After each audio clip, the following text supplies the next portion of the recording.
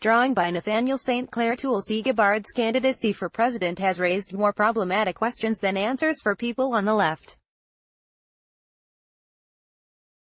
Many anti-war leftists call her a breath of fresh air in resisting the military-industrial complex and the dangerous war duopoly. After she supported a diplomatic solution to Syria and supported Bernie Sanders for president in 2016, she made a name for herself in the left wing of the Democratic Party. Since she has announced her candidacy, however, a number of serious, complicated and important questions have been raised. What is her position on Syrian human rights? What does it mean that right-wingers such as Steve Bannon and David Duke sing her praises? Is she actually a peace candidate, or a hawk, especially when it comes to foreign policy matters that impact Muslims? What are her positions on key social issues? Is she Islamophobic and homophobic? And what is her affiliation with Narendra Modi all about? In this interview, Professor Richard Falk breaks down the potential for Gabbard, and suggests that while the questioning and analyzing of her flaws are important, it might also be helpful to allow her candidacy time to develop and to see if her evolutions politically can adequately translate to governing effectively and progressively. Daniel Falcone: the left seems to be divided on the candidacy of Tulsi Gabbard for president. What are your thoughts on this split? Richard Falk: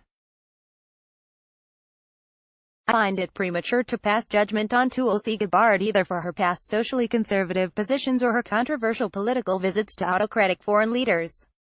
She twice went to Damascus to meet with Bashar al-Assad of Syria and to Delhi to meet with Narendra Modi. I find her explanation of these meetings, especially with Assad, acceptable, at least for now. She adopts a position, with which I agree, that meetings with foreign political leaders, including those that are viewed most negatively, as essential initiatives for those who seek peace, and abhor war. She has compared her initiatives in this regard with her approval of Trump's meetings with Kim Jong-un of North Korea to achieve a breakthrough on denuclearization and demilitarization of the Korean Peninsula. Her meeting with Modi did seem to involve an indirect endorsement of this political leader who has encroached upon the freedoms and democratic rights of the Indian people, especially the Muslim minority. In her defense, she was brought up during childhood as a serious Hindu and remains observant, the first ever Hindu to be elected to the U.S. Congress, and it is humanly natural that she would welcome the opportunity to meet with the greatest Hindu leader in the world. What I find attractive about her political profile is that she has evolved in progressive directions during her political career, and along the way has shown an unusual degree of political independence. Her resignation as vice chair of the Democratic National Committee (DNC) so as to support Bernie Sanders seems to me a strong and impressive signal as to where her heart and mind is situated. It was a bold, principled act for a young and ambitious political figure. I also find her assertions that the war-peace agenda is the most important issue confronting the American people to be a further sign that she thinks and feels for herself. I know from a common friend that she was deeply shaken personally by experiencing some months ago the supposed imminent nuclear attack that was aimed at Hawaii, but fortunately turned out to be a false alarm, but not until after giving Hawaiians this horrifying existential reality test. As a country, we desperately need candidates for the 2020 presidential nomination who are aware of the menace of nuclear weaponry, and ready to do something about it. None of the declared candidates seems to me more motivated to do this than does Tulsi Gabbard.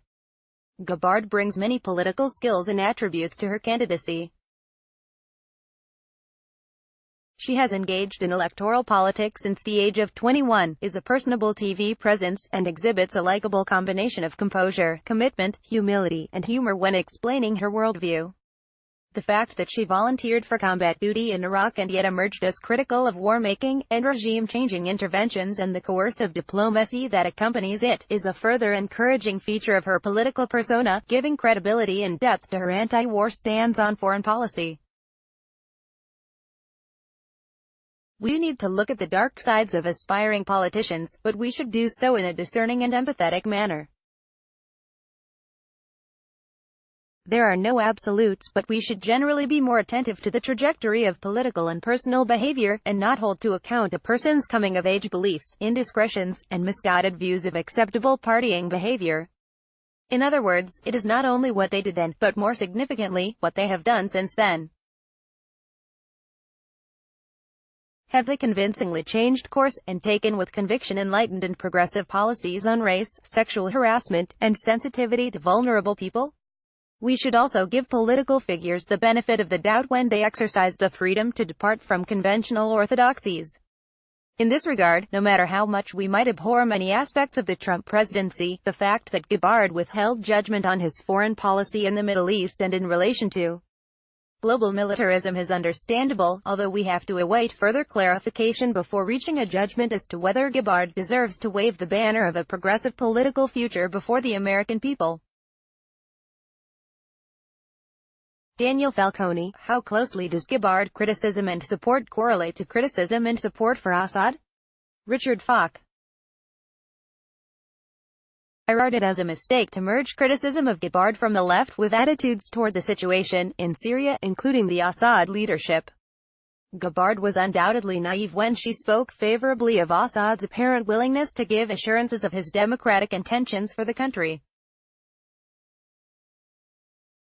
Yet at the same time no one has spoken with any moral and political authority about how to respond to the Syrian disaster since its inception in 2011, including the Wizards of the Beltway are the voices of the national security establishment. As I understand Gabbard's mission, it was to work toward the end of violence in the country and the restoration of political normalcy, enabling the withdrawal of American troops. She was reported as concerned about the peculiarity of teaming with al-Nusra and even ISIS so as to overthrow the legitimate government, however tarnished, of Syria. Supposedly, the first priority of U.S. foreign policy in the Middle East since 9/11 is counterterrorism, so it is only Pentagon ideologues that overlook the contradictions between what we say and what we do when it comes to Syria. We may criticize Gabbard for seeming to take Assad's words at face value, but we should note the context in which all approaches by Washington to Syria have failed. The old Nightingale dictum fits: first do no harm. Daniel Falcone, is Gabbard a progressive, in your view, both domestically and in terms of foreign policy? Richard Falk, I believe that Gabbard has exhibited many strong progressive tendencies, but the whole picture of her outlook, especially on foreign policy, remains cloudy. Her strong backing of Sanders in 2016 is weighty evidence of a progressive approach, but we need more specifics with respect to health, education, taxation, immigration before feeling confident about endorsing her ideas on domestic policy. With respect to foreign policy, there are now more blanks to fill in, clear indications of where she stands on critical issues. It would be helpful, and revealing, if she can free herself from the Israeli lobby and its powerful donor community with regard to her approach to the Palestinian struggle for basic rights. It would also be reassuring if Gabbard were to indicate her support for the UN, international cooperation with respect to climate change and global migration, a call for nuclear disarmament negotiations, and an overall willingness to orient American foreign policy around respect for international law. Daniel Falcone, some on the left that support her are taking Gabbard criticism very hard and accusing Social Democrats and Marxists of engaging in identity politics, and claim that Gabbard opposition comes from a hidden support for neoliberalism. This to me sounds like a dangerous social democratic take to absolve Gabbard of serious transgressions. How did these terms, important in accurate application, become so vague and misleading on the left? Richard Falk, I am not sufficiently conversant with this line of debate to have strong opinions, yet I share the sense that the criticism of Gabbard has been exaggerated and unbalanced. She deserves a chance to present herself as a presidential candidate. There are enough positive features of her candidacy and background to make me conditionally favorable, but this could change if she takes a hard line on Islamic radicalism or Iran that some of her critics believe. At this point only a wait-and-see attitude is constructive. In a search for much-needed unity, looking back to 2016, the Democratic Party would do well not to adopt hostile attitudes towards any candidate that challenges Trump's hateful national chauvinism and the Cold War hangover that I label the bipartisan consensus, that is, neoliberalism plus global militarism plus special relationships with Middle Eastern autocrats. Daniel Falcone. Which group of politicians and sets of voters identify more with Gabbard in your view, Sanders and the left wing of the Democratic Party, or Rand Paul and advocates of the Libertarian Party? I fear the latter. Richard Falk. It is too soon to tell, although you raise a troublesome possibility. In my view, at this stage, I view Gabbard as a stand-in for Sanders, with a more troubling mixture of positions offset or balanced by her war, peace emphasis, and her readiness to learn from experience and to give voice to independent views that may collide with both the current liberal outlook and with the national security consensus, which, although anti-Trump, has kept the Cold War mentality alive and well as the operative worldview of both the two established political parties and the deep bureaucratic state.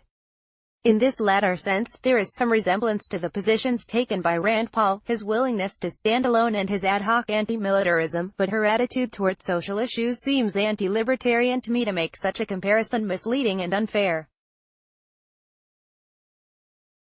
In general, I remain sympathetic with the Gabbard candidacy. I find it refreshing that a young woman from Hawaii who is a practicing Hindu is running for the presidency at this time. To be sure, she has baggage, not least of which is her apparent closeness to Modi, the autocratic leader of India, but so do several of the other promising female candidates. I think at this stage it is well to let many flowers bloom, and observe closely which ones wilt in the heat of the campaign.